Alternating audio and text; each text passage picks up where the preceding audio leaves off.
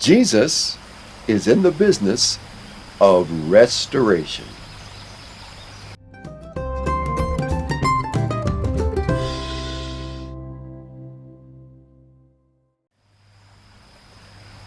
I'm standing on the banks of a beautiful little stream near Clarksville, Tennessee.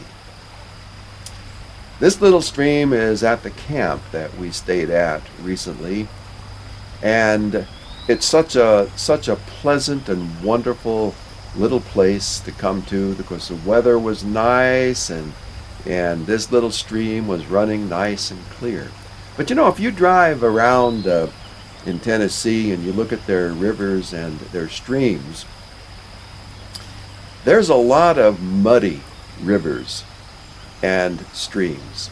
Not so much that you'd like to go wading in, because they just look like milk chocolate. But not this one. The reason is because it has had some restoration work done to it. In fact, our son, Tim, back, 20 years ago, when he was in college at Austin P University, which is in Clarksville, Tennessee, in his study of biology, was part of a restoration project of this stream.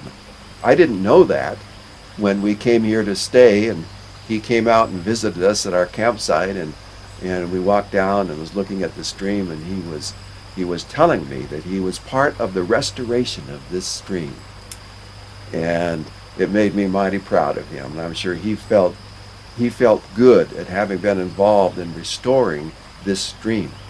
Now, I can't tell you what all that means, but part of it is securing the banks so that they don't deteriorate and put more mud into the stream.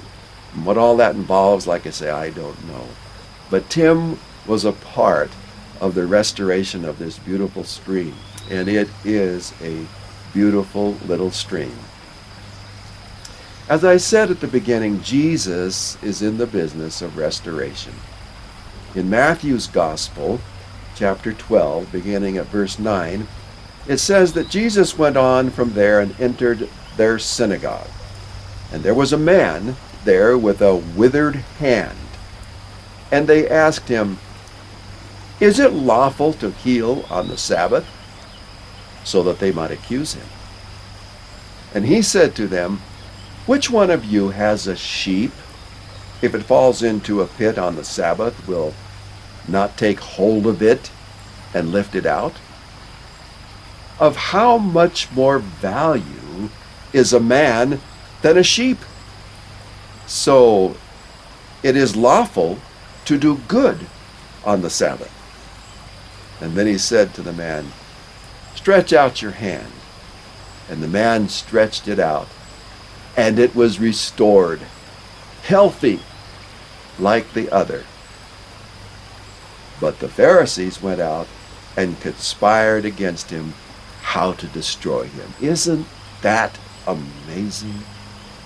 I mean, it was amazing, the healing, the restoration that took place in this man's hand. But it's amazing that the Pharisees, the religious leaders, saw this as a violation of their law, this good and wonderful act that Jesus did, and went out and conspired how to destroy him. Well, it seems like that happens too much in our world today. But here's the point, my dear ones.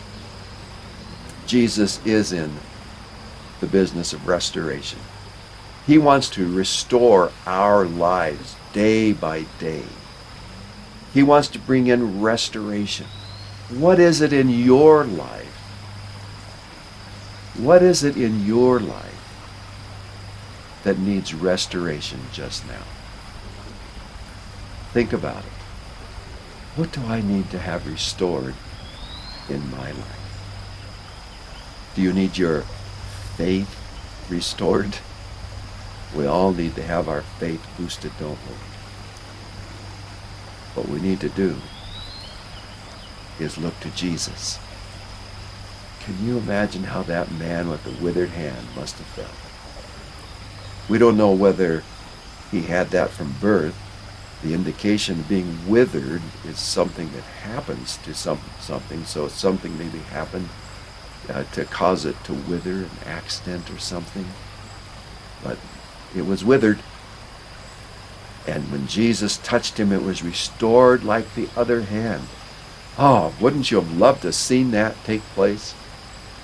And we need to look around us at the wonderful ways of Jesus, that Jesus is restoring our lives today. He wants to restore things in your life today. So look to him, because he's the one. He's the one that can do it. Just like this beautiful stream has been restored and has become a place for all kinds of wildlife. I was standing by the stream and I saw this leaf fall off a tree, and it had just hit the water and began to float, and the dragonfly landed on it and floated down the stream. I don't know what he was thinking, if dragonflies can think, but he was having a ride on this beautiful stream. And we can have a ride on the beautiful stream of the living water that Jesus gives us to restore our lives.